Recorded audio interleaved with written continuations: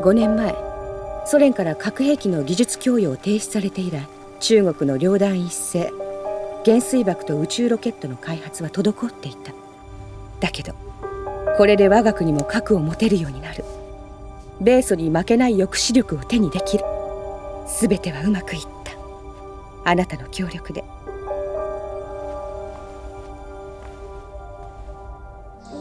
私も残留賢者たちの一人。チャームスクールを卒業した賢者たちの工作員。米中ソ共同出資の施設でスリーパー候補として育てられた。大戦前のことよ。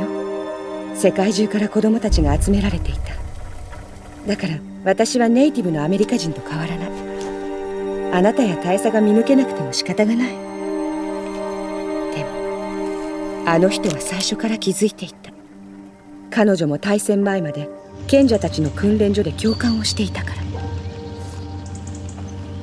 ザ・ボスだけは騙せなかった。ザ・ボスは私が偽物だと知っていた。私は彼女から全てを聞いた。なぜ私に打ち明けるのか、その時は分からなかった。でも今なら分かる。スネーク、彼女はあなたに伝えたかったのよ。あなたに伝えるために私が選ばれた。だから私は助けられた。あなたには多くの嘘をついた。でもこれは違う。私が政府から指示された任務は遺産の入手と真相を知っている者を全て始末すること。つまりあなたをも殺さなければならない。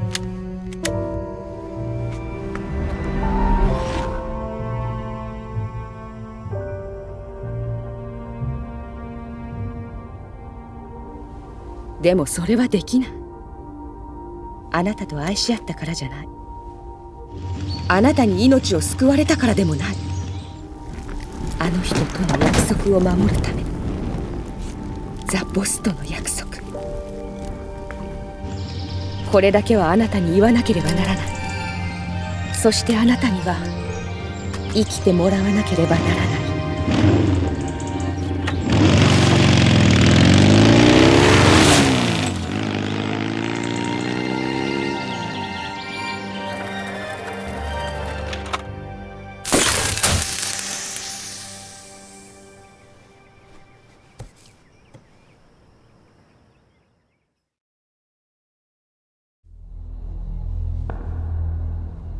スネーク、いい。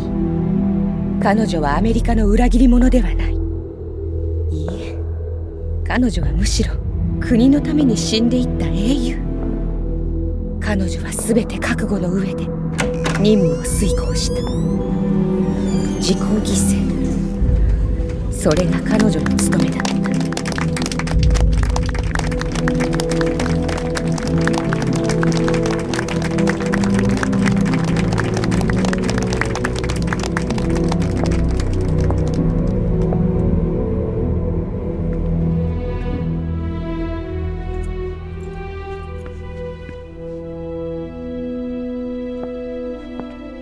ザ・ボスを超える称号。君にビッグボスの称号を与える。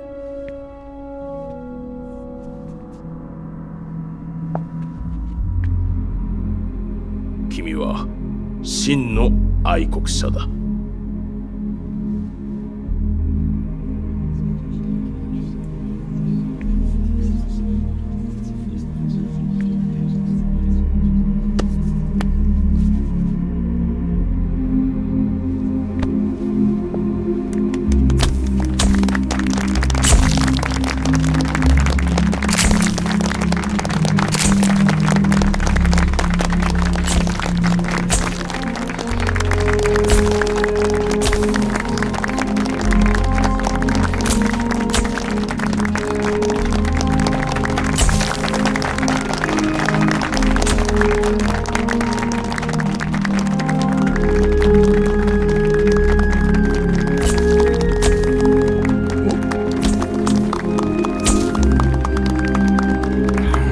我が軍にもフォックスのような潜入部隊を編成すべきだと思うんだが、彼のような極秘裏に潜入して任務を遂行するソルジャーとエージェントを兼ね備えた。ザ・ボスの亡命はアメリカ政府が仕組んだ偽装亡命だったの。アメリカ政府は賢者の遺産を手に入れるために大きな芝居を打った。その主役がザ・ボス。ボルギン大佐が受け継いだ遺産を手に入れ、同時にシャゴホットを破壊するために仕組んだ。大佐も伝説の英雄であるザ・ボスにだけは気を許す。賢者の遺産の在りかを探るのが彼女の最大の任務。偽装亡命はうまくいった。ただ思いもしない事態が起こった。ボルギン大佐がソコロフ設計局に向けてアメリカの核弾頭を撃ち込んだ。アメリカ政府はフルシチョフから潔白を求められた。遺産の奪取という当初の計画を中止することもできない。作戦のシナリオは大きく過失修正させられた。アメリカ政府の潔白を証明するためにザ・ボスは抹殺されなければいけない。自らの政府の手によって公に、そして後々まで記録されなければいけない。それが穏便に済ませる最善の策だと結論された。生還は許されなかった。自決も許されない。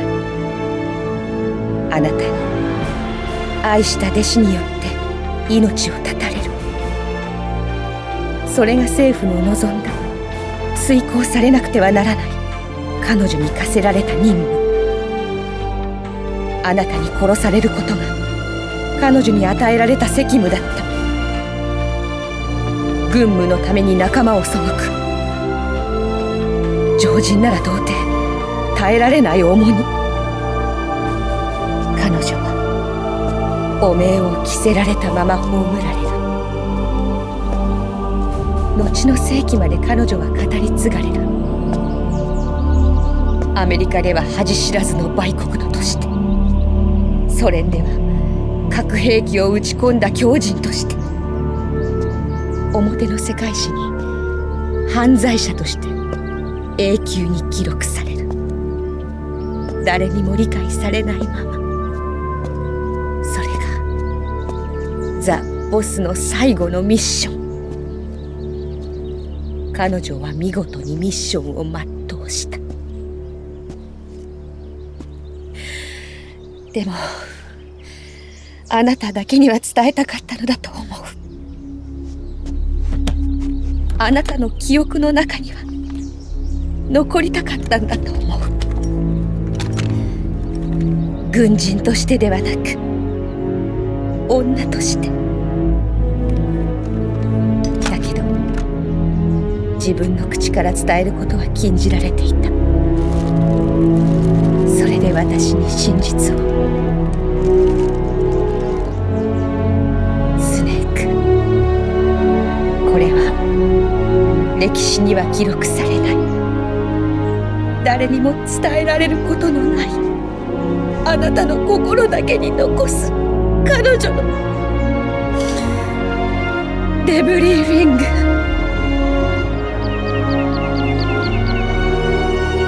すべては国のため、祖国のため、名誉も命も捧げた。彼女こそが英雄よ。